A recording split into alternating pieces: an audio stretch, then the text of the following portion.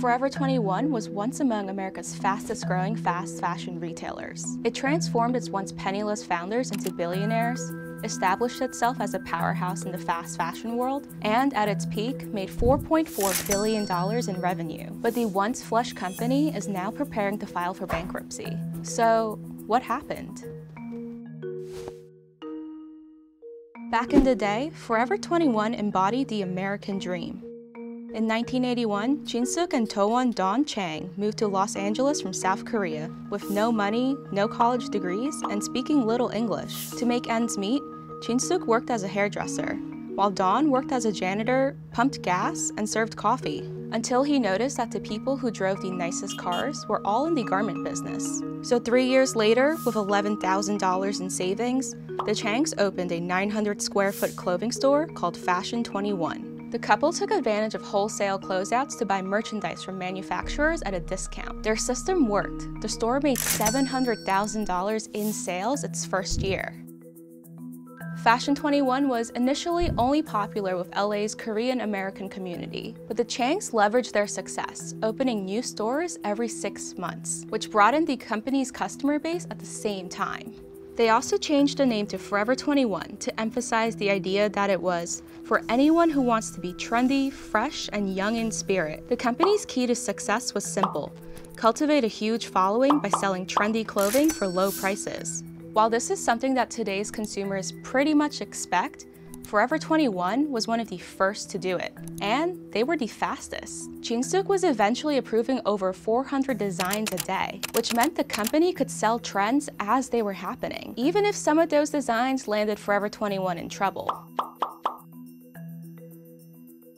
But while other brands and designers might not have been Forever 21's biggest fans, customers couldn't get enough of their affordable styles. As a result, Forever 21 became one of the largest tenants of American malls, with 480 locations nationwide. And by 2015, business was booming. Forever 21 sales peaked, with $4.4 billion in global sales that year. As for the Changs, they became one of America's wealthiest couples, with a combined net worth reaching an estimated $5.9 billion in March 2015. Forever 21's goal was to become an $8 billion company by 2017 and open 600 new stores in 3 years. But the company's aggressive expansion would also lead to its downfall.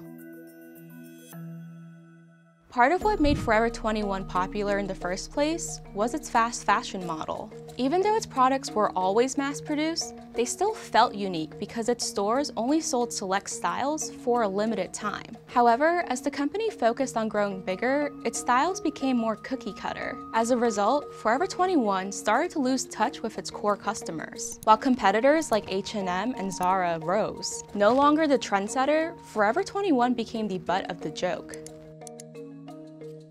It's also no longer the fastest in the game. Internet brands like Fashion Nova churn out celebrity and influencer-inspired styles at a rapid-fire pace. And as e-commerce has continued to boom, traditional retailers like Forever 21 have struggled to adapt to changing consumer behaviors. According to a March 2019 survey, millennials make 60% of their purchases online, and overall prefer online shopping over going to a physical store. Yet Forever 21 continued opening new stores as recently as 2016, even expanding existing stores to take over multiple floors with men's, children's, and home goods sections, which could help explain why Forever 21 sales are estimated to have dropped by 20 to 25% in 2018. On top of that, the Changs, who still own the company, have lost more than $4 billion from their personal net worths. The company overall is now $500 million in debt and considering filing for bankruptcy.